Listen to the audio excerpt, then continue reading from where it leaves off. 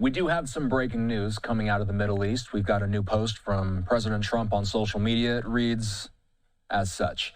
After negotiations, Israel has agreed to the initial withdrawal line, which we have shown to and shared with Hamas. When Hamas confirms, the ceasefire will be immediately effective. The hostages and prisoner exchange will begin, and we will create the conditions for the next phase of withdrawal, which will bring us close to the end of this 3,000-year catastrophe, the president says. Thank you for your attention to this matter, and stay tuned. And then he attaches a photo of the withdrawal line, that yellow line there. That's the first of many phases of this 20-point withdrawal plan that the president has brought to Israel and Hamas.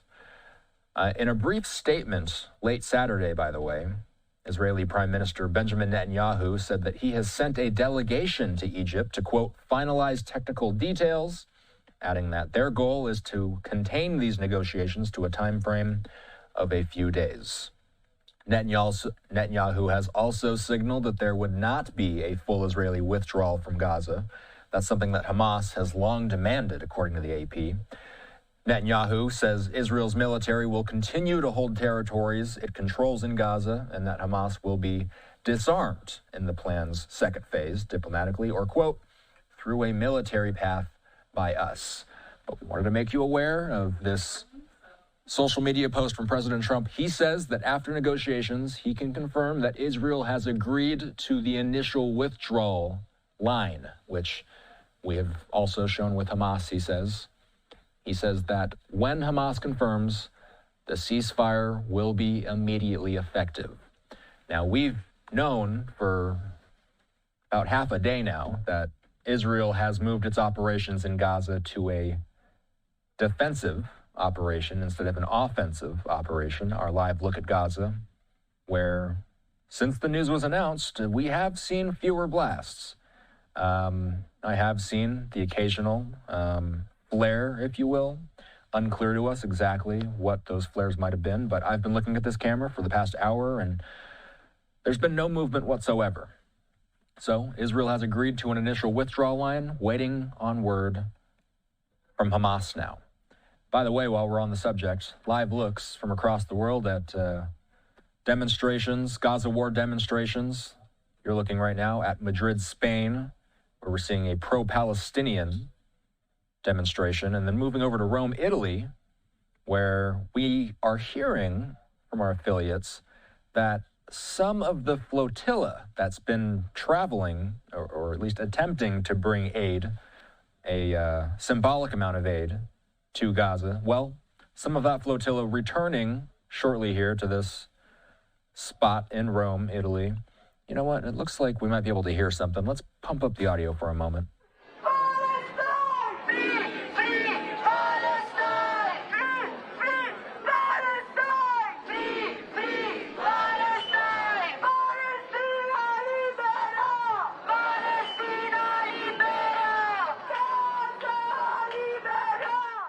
Fiumicino Airport in Rome. We are seeing this developing situation, and if we hear of any other developments in either Rome or Madrid, again, both pro-Palestinian demonstrations, we'll keep you posted with any updates. A live look at Gaza. The time, Israel Standard Time, is 12:43 in the morning. So, early morning hours, Israel Standard Time. Coming back stateside here, a live look at the White House. We do continue to track the movements of the Trump administration on just about every issue imaginable. The last time we heard from President Trump on camera was this statement I'm about to play out. This was posted on his social channels earlier yesterday after Hamas responded to Trump's peace proposal. This is about 60 seconds long. Let's listen to the president. I want to thank the countries that helped me put this together. Qatar, Turkey, Saudi Arabia, Egypt, Jordan, and so many others. So many people fought so hard. This is a big day. We'll see how it all turns out. We have to get the final word down in concrete. Very importantly, I look forward to having the hostages come home to their parents and having Some of the hostages, unfortunately, you know the condition they're in, come home likewise to their parents because their parents wanted them just as much as though that young man or young woman were alive.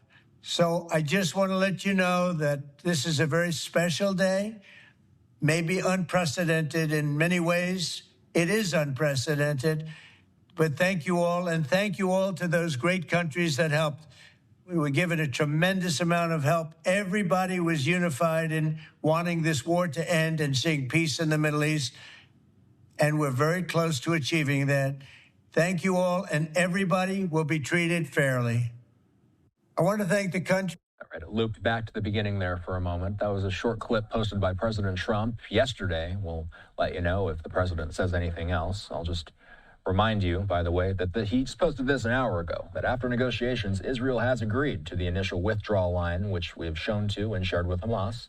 When Hamas confirms, the ceasefire will be immediately effective, he says.